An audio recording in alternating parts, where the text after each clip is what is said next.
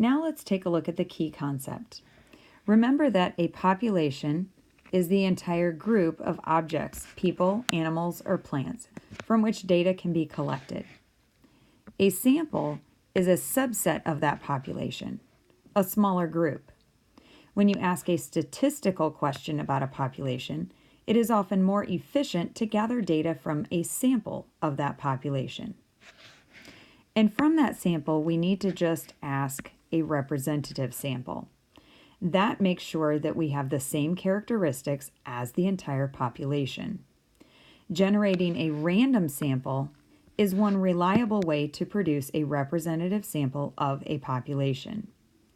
You can generate multiple random samples that are different, but that are each representative of the population.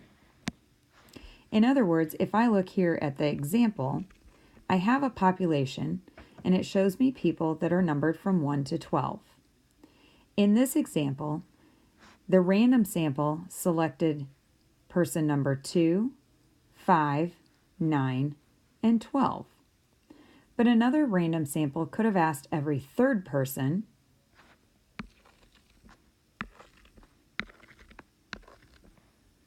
or perhaps every even-numbered person.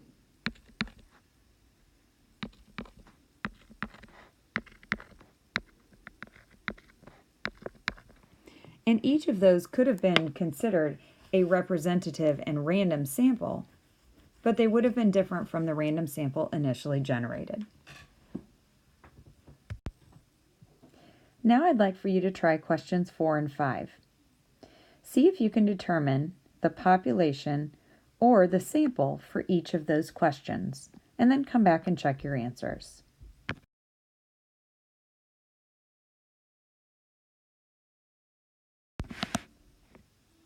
In question number 4, what is the population of this study?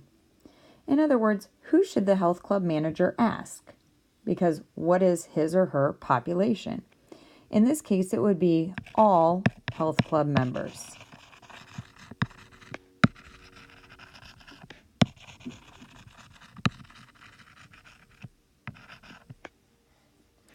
In number 5, what would be a representative sample in this situation? Because the teacher has a total of 120 students in 4 different classes, he or she would need to ask students in each class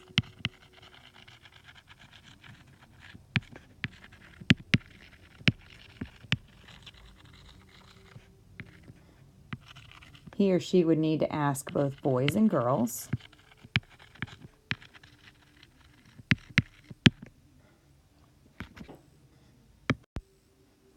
and he or she would need to ask an equal number of students from each class.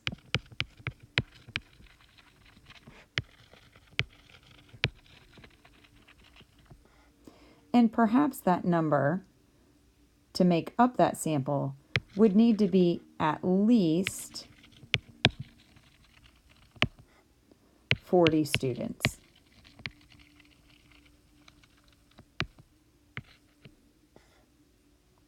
Why 40? Well, in this case, that's about a third of his population, and it would give him about 10 students from each class to ask. Now let's try to do the same kind of work with populations and samples on questions 7 through 12. Come back and we'll check them one at a time as you finish each.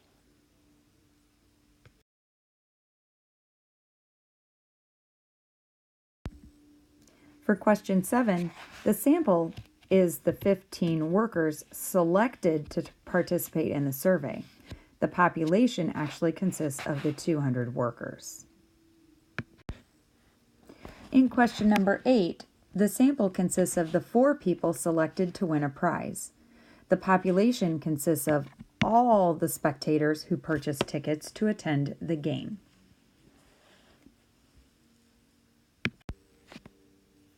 In question 9, the population of this survey is all the customers at the supermarket.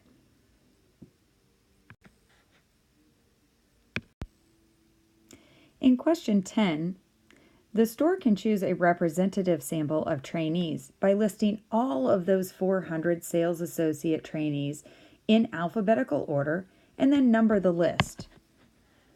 After they've done that, they can select every 10th person off the list to get a sample that would be equal to 40 people.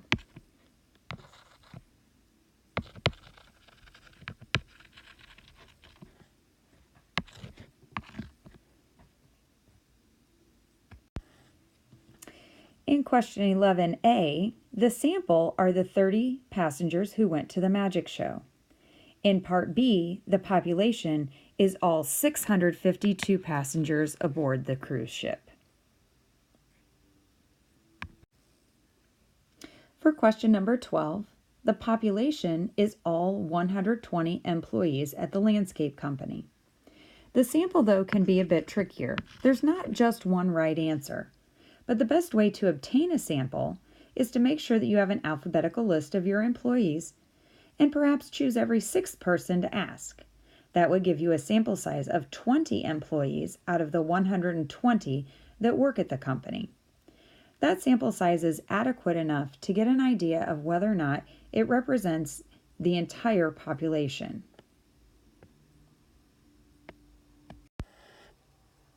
Next, we're going to try a few more questions, specifically questions 13, 15, and 17 from this next part.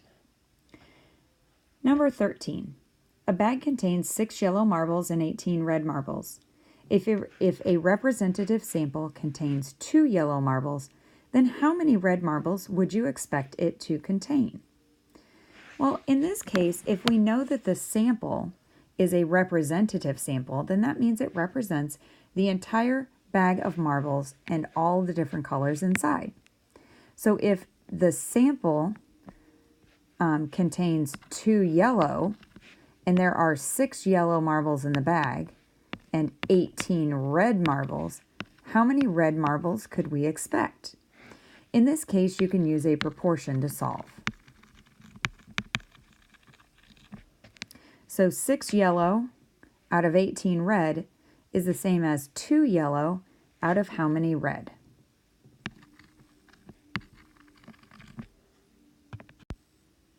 In this case, the answer would be 6 red marbles is what we should expect. Because this is a representative sample, it represents the entire population. In other words, all the items in the bag.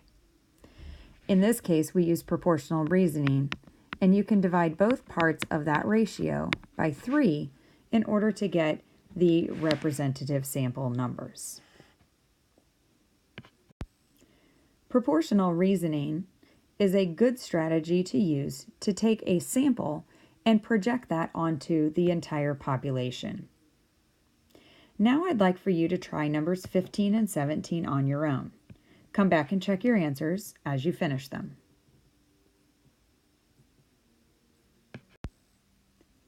For question 15, Yolanda's error was that a sample will never contain the entire population, as mentioned here in the problem. Instead, her sample size is the 40 students that she surveyed right here.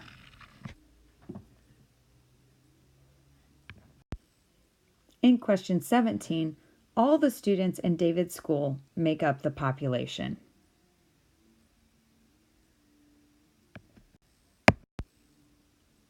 And last but not least, let's take a look at questions 22 and 23. Again, I'd like for you to try these first on your own and then come back when you're all finished and check your answers. For question 22, there are only 2 options that would produce a representative sample. First, you could assign each house a number and use a random number generator to produce a list of houses for the sample. In other words, a random number generator would just simply randomly pick numbers from a hat, so to speak, based on the number of houses that you have in that hat. The other one is the 4th statement down. You could list all the house numbers on slips of paper and draw at least 20% of the numbers out of a box. This is similar to the random number generator.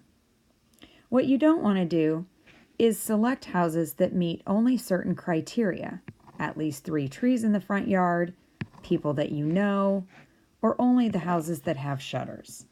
Those will restrict the houses that are in your list and really have nothing to do with the color of houses that you're looking to try to find more out.